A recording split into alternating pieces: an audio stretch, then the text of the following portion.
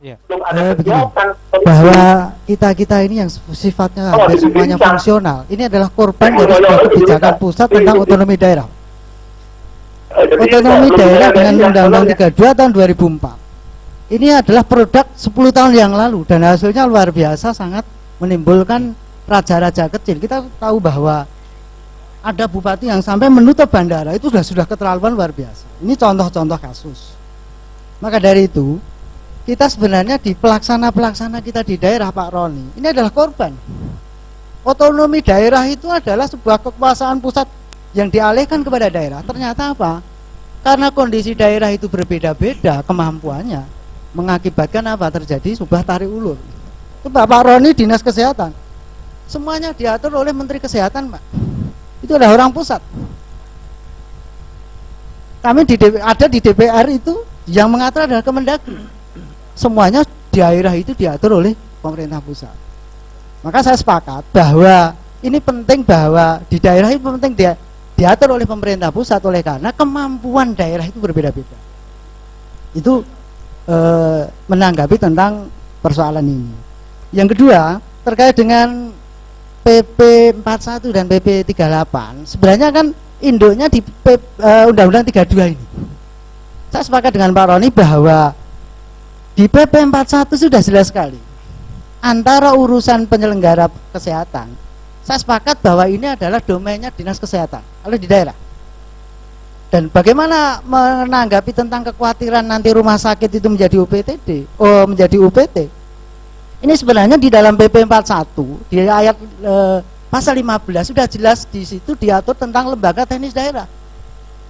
Jadi lembaga teknis daerah itu adalah sebuah penyelenggara pelayanan yang sifatnya spesifik, jelas diatur. Bisa berupa badan, bisa berupa kantor, itu jelas, Pak. Hanya persoalannya betul apa yang dikatakan oleh Pak Roni tadi, bahwa hubungan antara badan di LTD dengan dinas kesehatan ini, mari penguatannya di sana. Penguatannya di sana. Mohon tidak fokus, semua, ya? Mohon fokus pertanyaan. Ya, tidak semuanya orang itu di dinas itu tidak seperti Pak Roni. Karena ya banyak persoalan politis yang di daerah. Jadi saya sepakat bahwa ini di PP 41 sudah bagus, pasal 15 jelas. Nanti diwadahi lewat sana, lewat badan, namanya lembaga teknis daerah. Dan ini berbeda soal penanggung jawab, sekali lagi urusan penyelenggaraan kesehatan di daerah ini ya dinas kesehatan. Maka tata hubungan ini yang penting. Maka banyak daerah, Pak, betul Pak Roni, teman-teman dinas kesehatan tidak bisa masuk rumah sakit oleh karena penguatan kelembagaan antara dinas dengan LTD yang berupa rumah sakit ini koordinasinya tidak baik. Dan bupati sebagai penanggung jawab di sini kadang-kadang juga tidak paham. Maka saya sepakat dengan wacana bahwa bupati wali kota itu paling tidak memiliki pengalaman pemerintahan 2 tahun, sehingga kita tidak bisa melihat Juve itu nanti suatu ketika menjadi wakil bupati Pacitan, kan begitu. Saya sepakat dengan wacana itu, Pak. Saya kira itu saja. Terima kasih. Terima kasih. Ya, baik, yang di belakang mohon to the point ya. Ya. Ini maaf Pak Robert, ini senior dulu. Anda masih. Terima kasih. Ya, silakan. Saya mahasiswa KMPK 2012. Pertama-tama di awal tadi Prof. Laksono keterkaitan dengan revisi PP 38 dan PP 41 ini juga sedang disusun Permenkesnya kan. Nah, selama ini di daerah keterkaitan dengan Permenkes itu rasanya kadang-kadang kurang diperhatikan. Dulu kan ada Permenkes yang mengatur pengorganisasian dinas kesehatan di daerah, dan termasuk tadi Permenkes 971. Nah, bagaimana kalau seandainya yang keterkaitan dengan pemerintah daerah itu kadang-kadang pemerintah daerah itu lebih memperhatikan Permendagri, atau kita buat peraturan yang lebih tinggi lagi.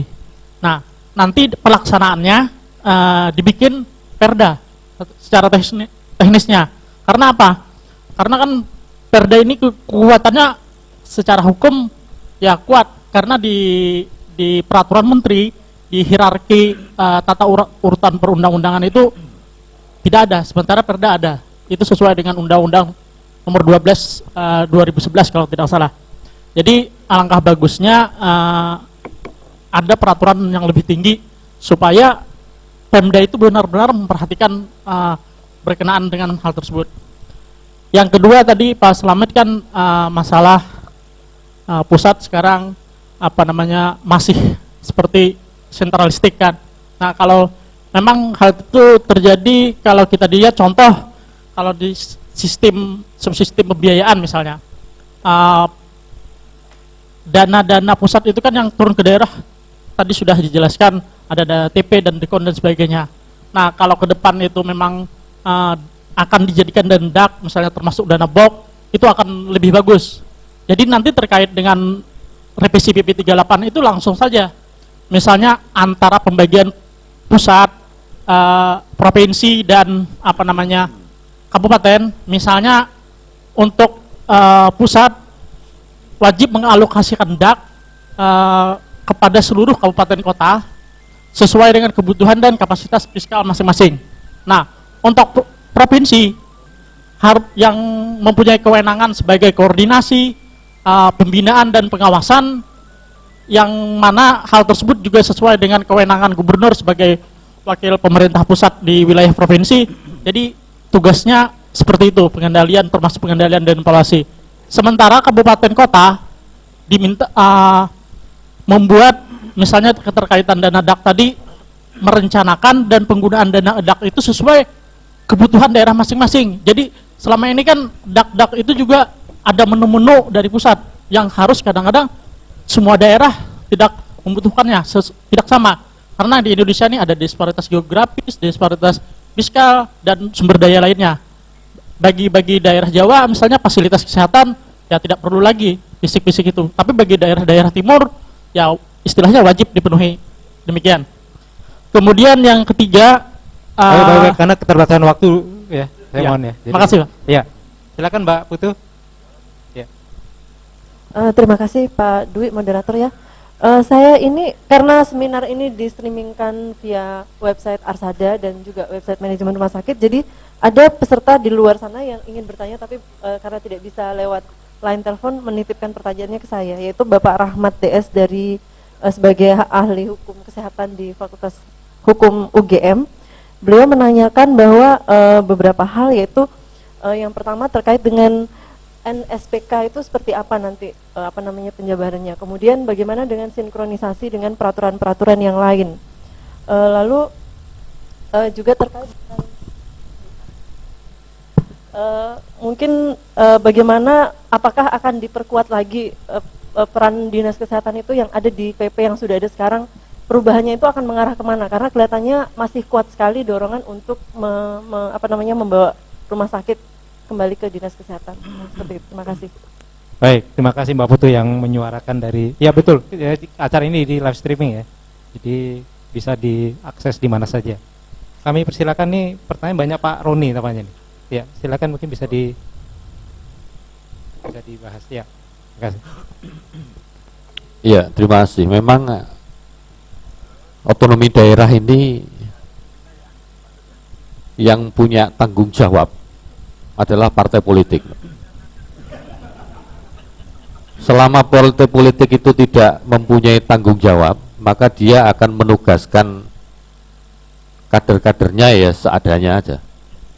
Dan ini akan membawa dampak yang luar biasa bagi perkembangan kabupaten kota maupun provinsi. Jadi kita mengenal bahwa keuangan yang maha kuasa itu yang memang sekarang sangat sulit. Kemudian masukan-masukannya, usulannya saya terima Pak. Kemudian Permenkes, betul Pak. Contoh Permenkes 328. Di Permenkes 328 itu mengusulkan bahwa kepala puskesmas itu eselonnya 3B. Sedangkan lurah itu eselonnya 4A. Coveragenya, wilayahnya lurah itu satu kelurahan, kepala puskesmas itu satu kecamatan. Begitu kami ajukan ke DPRD, Pak Roni itu apa? Permenkes. Kalau itu PP besok kita bahas. Kalau Permenkes mohon maaf. Karena secara hierarki Permenkes itu di bawah Perda. Dan peraturan menteri itu tidak bisa menjadi konsideran di peraturan daerah. Maka dari itu kami sangat berharap Permenkes yang kira-kira itu memiliki daya pressure yang luar biasa terhadap daerah itu dinaikkan menjadi Perpres. Seperti yang kemarin Perpres 12 tahun 2013 tentang BPJS sudah direvisi juga menjadi Perpres 111. Sudah lumayan. Sedangkan yang Permenkes 69 dan 71 karena itu masalah teknis, sayangnya dikoreksinya melalui surat edaran Menkes itu Pak. Kemarin saya di hadapan Bu Menkes di Semarang, Permenkes dikoreksi dengan SE Menkes. Lah kalau kita menolak, kita tetap pakai Permenkes, bubar itu BPJS. Alasannya apa? Karena waktu. Karena waktunya mendesak. Sehingga Permenkes 69 kalau tidak salah 69 itu ditindaklanjuti dengan SE 31 dan 32. Kemudian dana DAK. Begini, pada waktu Rakerkesnas di Surabaya, saya mengusulkan pada waktu itu kami di sidang komisi, bagaimana dana TP dihilangkan, masuk dana DAK. Saya dimarahi orang-orang Kemenkes pada waktu itu Pak. Wow, langsung merah mukanya. Hubungan kami itu dengan Senayan. Saya hubungan apa dengan Senayan? Saya tidak peduli dengan Senayan. Jadi jangan dana TP, alokasikan sebagai dana alokasi khusus. Kemudian plottingnya itu sudah jelas. Betul-betul marah betul Pak. Dan alasannya seperti itu Pak. Hubungannya dengan Senayan, ya ampun aku. Ini memang ketakutan yang luar biasa itu dengan Senayan. Kemudian peran penguatan Dinkes, sekali lagi agaknya ada salah persepsi bahwa Pak Made tadi, mungkin Pak Made masih mendengar, bahwa semuanya itu penguatan Dinkes oke, tapi harus dipisahkan. Ya seperti tadi Prof. Laksono, regulator dan operator. Jangan semuanya kemudian diembat bahwa Dinkes kuat, semuanya Dinkes. Permasalahannya sekali lagi adalah hubungan dinas kesehatan dengan rumah sakit. Kalau hubungan ini katakanlah salah satu contoh di struktur organisasi rumah sakit, itu ditambahkan satu kotak dengan flow koordinasi dengan dinas kesehatan, selesai.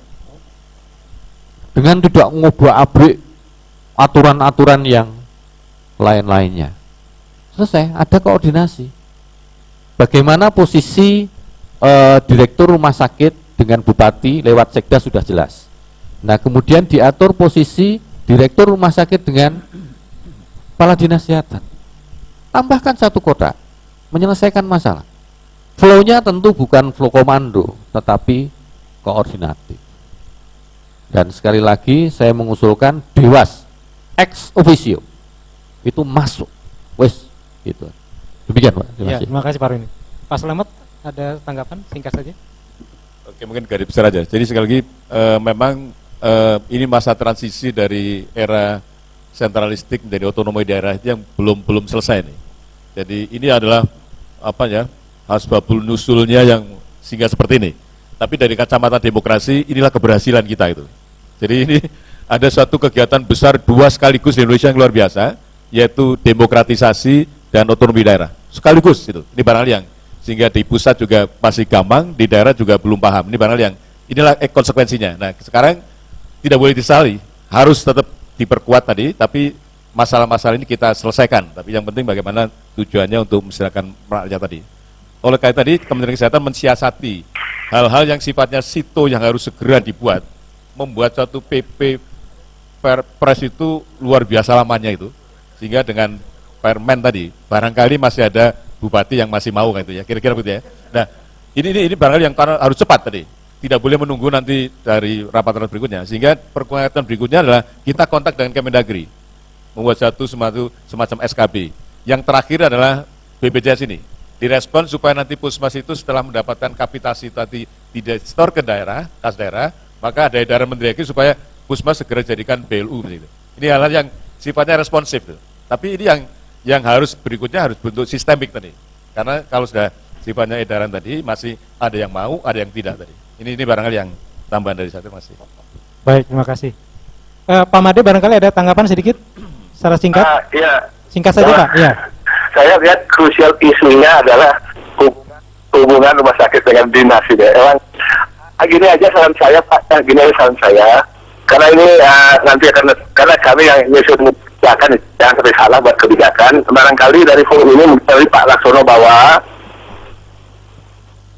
bagian apa yang nyusun PP 41. Nanti mungkin kita masukin di undang-undangnya. Bila perlu Pak Laksono saya ajak langsung dengan DPR berdebatnya ini. Ya, sehingga mungkin karya kita bagaimana kesehatan di jalan baik, efisien dan akuntabel itu bagi kami ya. Entah bagaimana ngaturnya kan kita atur dalam aturan perundang-undangan. Gitu. Jadi kita atur dalam peraturan perundang-undangan. Jadi tolong aja forum Bapak ini bisa menghasilkan suatu rancangan pengaturan yang solid gitu ya, yang disepakati bersama dalam forum ini ya oleh mayoritas. Ya. Semuanya mungkin sulit sekali. Mayoritas oleh kawan-kawan di sini ya. Dari sini apa itu nanti kita bawa di forum saya di Dinkes, jadi kemudian saya bisa bawa ke DPR. Lu Pak Laksono saya ajak ke DPR, dia mau jelaskan ke DPR, nggak ada masalah kok gitu. Tidak ada masalah dia untuk kebaikan kita bersama, karena kalau nggak tapi memang forum sudah mengajukan suatu kesepakatan dulu. Maunya apa sih hubungan antara dinas dengan rumah sakit bagaimana?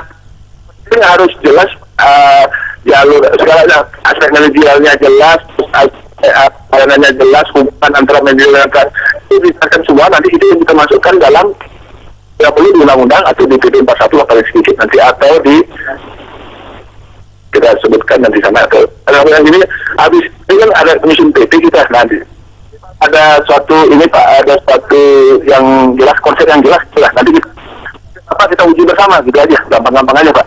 Ya, baik Pak Made, kami sudah menangkap poinnya Pak.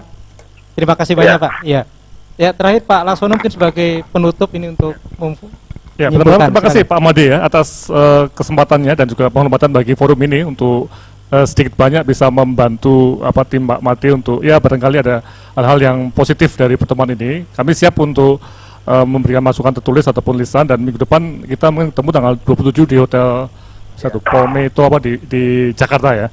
Nah seperti tadi yang yang Pak Roni nyatakan memang ini kalau saya lihat begini Pak, seperti saya lihat dari kepala dinas itu memang ada kepala dinas yang ada macam-macam jenisnya. Kalau Pak Roni itu memang orang yang progresif ya, jadi yang progresif ya berarti melihat kenyataan ya. Tapi juga ada kepala dinas yang terus saja nggak tahu apa-apa Pak. Ya tadi kalau bahasa Jawa itu lulak lolok tuh. Tahu lulak lolok itu apa ya? Siapa? Nggak mau apa yang mau dicari itu nggak tahu Pak nih. Jadi kalau dalam iklan tuh ku tahu yang ku mau harusnya. Itu dia nggak tahu apa yang dia mau, tapi jadi kepala dinas. Nah, ini yang kita mencoba dari program tinggi itu mengartikulasikan ya. Jangan sampai kita nanti terjadi hal-hal maksudnya gini, kebijakan publik kita itu tidak berbasis pada kenyataan di lapangan. Itu yang harus kita hindari ya. Nah, kemudian sebagai penutup, mungkin saya kira dari apa yang tadi kami sajikan ya, rekomendasinya itu memang menarik. Ini suatu diskusi ilmiah ya di perguruan tinggi. Nah, ini yang nanti kita setelah break mungkin akan kita masuk lebih lanjut lagi dalam konteks dari diskusi ilmiah itu mau kemana. Dan tawarannya Pak Made itu sangat-sangat bagus sekali ini. Jadi ini lihat sekali bahwa terjadi keterbukaan istilahnya itu proses menyusun kebijakan publik. Karena ada beberapa teori yang menyatakan bahwa kebijakan publik itu kayak masuk kotak hitam, masuk di sana tapi nggak tahu keluarnya tiba-tiba seperti itu ya. Nah ini yang perlu kita perhatikan, dan saya kira Pak Made termasuk tokoh di reformasi yang tidak mau kebijakan publik itu seperti black box ya, kotak hitam yang masuknya ABCD, keluarnya XYZ misalnya. Nah ini yang nanti kita coba pantau, dan saya kira asosiasi seperti Adinkes, Arsada, Asosiasi Rumah Sakit Pendidikan itu sangat concern pada hal-hal yang akan dibentuk oleh entah itu di undang-undang, DPR dan pemerintah, atau di peraturan pemerintah, ataupun di menteri. Nah, inilah saya kira ini proses yang sangat baik ini Pak Dwi ya. Jadi kita masuk dalam kegiatan untuk membantu proses penyusunan kebijakan publik yang lebih transparan. Ya, sekian dan terima kasih. Baik, terima kasih Prof. Laksono. Baik, Bapak sekalian, jadi secara keseluruhan bahwa forum tapak cenderung memang sepakat ya, Dinas Kesehatan yang berfungsi sebagai regulator pengambil kebijakan, kemudian terpisah dengan rumah sakit. Tapi bagaimana tata hubungan kerjanya ini yang masih harus dicari formulanya dan akan ditindaklanjuti. Kebetulan nanti sudah ada tawaran Pak Made. Jadi intervensinya dari kebijakan publik ini atau hasil dari sini akan ada suatu policy brief atau kesimpulan dari policy brief dan akan dibawa nanti dalam forum DPR. Nah, mungkin dari asosiasi Pak Kuncoro juga mungkin bisa hadir atau dari Adinkes. Kami ucapkan terima kasih banyak pada Prof. Laksono, Pak Slamet, Pak Roni, dan juga Pak Made yang sudah meluangkan waktunya. Kita beri aplaus pada mereka semua. Baik, dengan demikian berakhir untuk sesi pertama. Kita break sampai jam 11. Sudah disiapkan? Oh ya, baik. Sudah ada untuk snack di luar, kami persilakan Bapak sekalian. Jam 11 kita masuk lagi nanti dan kami kembalikan pada MC.